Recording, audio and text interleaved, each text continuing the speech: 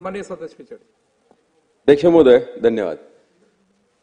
अध्यक्ष महोदय, जसं चंद्रपूरला महिला व बाल कल्याण रुग्णालय जे मंजूर आहेत, महिला व बाल रुग्णालय, असे प्रत्येक जिल्ह्यामध्ये रुग्णालय मंजूर आहेत। आमच्या अहिल्यानगर जिल्ह्यामध्ये सुद्धा असं रुग्णालय मंजूर आहे।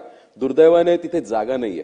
माझी मंत्री महोदयांना विनंती आहे की ज्या जिल्ह्याच्या ठिकाणी जागा नाहीयेत अशा ठिकाणी जिथे कनेक्टिव्हिटी वाईज शेजारचे कोणते तालुके असतील, जसं आम्ही श्रीगोंदाचा प्रस्ताव दिला होता, ज्याला कनेक्टिव्हिटी पॉसिबल आहे, अशा ठिकाणी जर आपण केलं तर जागेसाठी हे प्रस्ताव प्रलंबित राहणार नाही। त्याचबरोबर माझ्या श्रीगोंदा मतदारसंघामधील श्रीगोंदा शहरामध्ये आपण एक 100 बेडेडच्या हॉस्पिटलची परवानगी गेल्या 3 वर्षापासून आम्ही पाठपुरावा करतोय। प्रस्ताव तयार झालेला आहे, पण इतर काही हॉस्पिटलचे प्रस्ताव राहिलेत म्हणून आमचा वरती आलेला नाहीये। माझी मंत्री महोदयांना विनंती आहे की आपण एक स्पेशल केस म्हणून त्या ठिकाणी लक्ष घालावं, कारण 50 खाटांसाठी जवळजवळ 10 कोटी रुपये अध्यक्ष महोदय मंजूर आहेत। आम्हाला काम सुरू करायचंय, पण जर काम सुरू केलं तर उद्याच्या दृष्टिकोनातून 100 खाटांचं जर परमिशन मिळाली तर त्या ठिकाणी एक्सपान्शनला प्रॉब्लेम होईल। भले निधी जरी आता देऊ शकला नाही तर आपण 100 खाटांच्या दृष्टिकोनातून एक फ्युचर प्लॅन जर आम्ही करू शकलो तर त्या पद्धतीने हे 10 कोटीचा विनियोग आम्हाला करता येईल। त्यामुळे त्या संदर्भात अध्यक्ष महोदय मंत्र्यांनी जर सविस्तर सांगितलं किंवा बैठक जरी लावली तरी माझी काही हरकत नाही।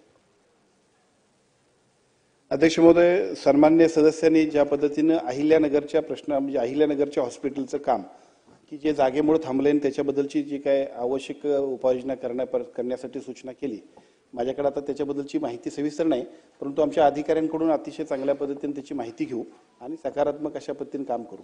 पहिला मुद्दा। आता दुसरा मुद्दा जो आपण सांगितला, श्रीगोंद्यामधलं जे काय हॉस्पिटलसाठी आपली मागणी आहे त्याच्यासाठी निधीची तरतूद करावा अशा पद्धतीचा आपला प्रस्ताव आहे। खरं तर राज्यात सगळीकडेच एका बाजूला अगोदरची आस्थापना, नंतर आम्ही मंजूर केलेल्या सगळ्यांसाठीच्या फंड्सची आवश्यकता आणि आता आपण सगळेजण नवीन निवडून आलेले लोक, सगळे आम्ही जुने लोकप्रतिनिधी, आपण सगळेजण सुद्धा आपल्या आपल्या ठिकाणी अशा पद्धतीची हॉस्पिटल्स उभा करावीत अशासाठी आग्रही आहोत। या सगळ्यासाठी आग्रही आहोत। आम्ही एक बृहत आराखडा तयार केला आहे आणि प्रायोरिटी बेसवर, म्हणजे बऱ्याच ठिकाणी असं झालंय की काही ठिकाणी 50% इमारत बांधून झाली, 50ची 100 केली तर ती खूप बरं होईल, म्हणजे वेळेत ती आस्थापना आपल्याला उपयोगाला येईल। तर तशा पद्धतीनं जर तो निधी असेल तर त्याचा क्रायटेरिया विचारात घेऊन प्राधान्याने आपल्याला निश्चितपणाने श्रीगोंद्यासाठी सुद्धा मदत करता येईल।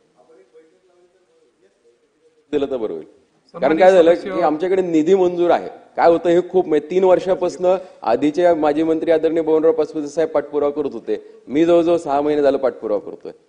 आता सन्माननीय योगेश सागर साहेबांची जी बैठक असेल त्याच वेळेला आपल्याला आपली ही बैठक घेण्यात येईल। स्कोपच्या बाहेर जाऊ नका।